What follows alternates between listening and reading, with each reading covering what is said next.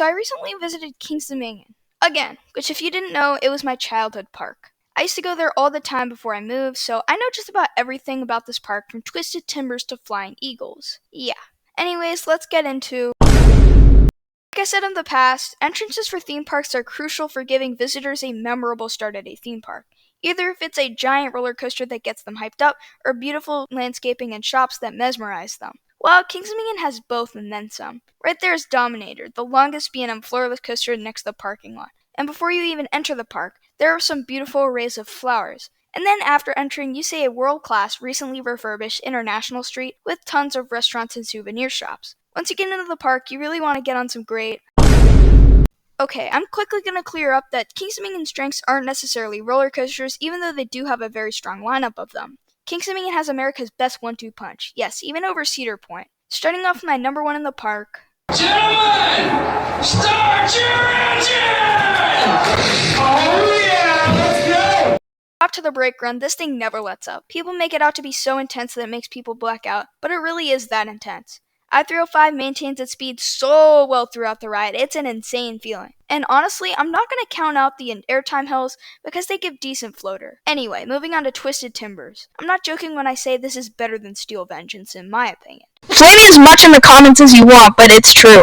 Gotten a bad ride on Steel Vengeance or something, but Twisted Timbers delivered so well twice when I recently went to Katy. The layout might be short or whatever, but the triple camelback is the best airtime sequence on any coaster, I can guarantee that. We can't forget the insane random pops of ejector. It's just a great coaster. Kings Dominion's lineup beyond the famous 1-2 punch is also really strong, even though some people disagree. Dominator's a very strong coaster and my number one floorless, and I've ridden Kraken. It has such a good and long layout, 5 inversions, 140-foot loop, you know the deal. They also just got a new coaster Tumbili, which is a themed SNS free spin coaster, but nothing really special. They also have a really strong wood coaster lineup. The Rebel Yell very recently got retracked into the Racer 75, and it runs as good as new, and gives really strong flowjector. Seriously give it a try, it's pretty similar to Comet if you've ridden that. Another underrated Woody is Grizzly. Yeah, I've seen the memes about it being rough, but I've ridden this thing like 10 times, and not one of those rides were rough. Like, I've ridden so many rougher coasters, it's insane. Honestly, I like it a lot. The wood layout is very nice and has some decent pops of floater. You guys should seriously try it out. And roast me in the comments all you want if it sucks, whatever. I don't care, because it won't. And even if it does, help me out anyways.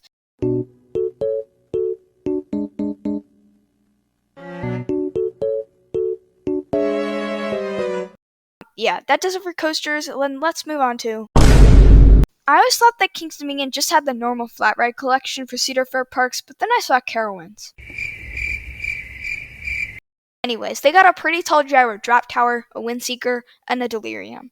They obviously have other flat rides I like riding, but I know most of you guys don't care about like Flying Eagles or whatever. I ride those because of nostalgia, and I know if you had one visit, you wouldn't go right to riding them, so I'm not going to talk about them even though they are really fun in my opinion. Anyways, let's move on to...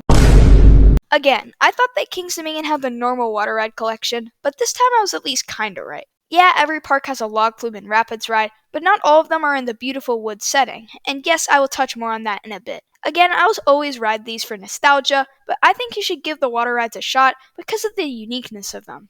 Thinking about it, if I can just say water rides and get my point across, it's probably not too unique, is it? But you get the point, you should give it a try. Anyway, moving on.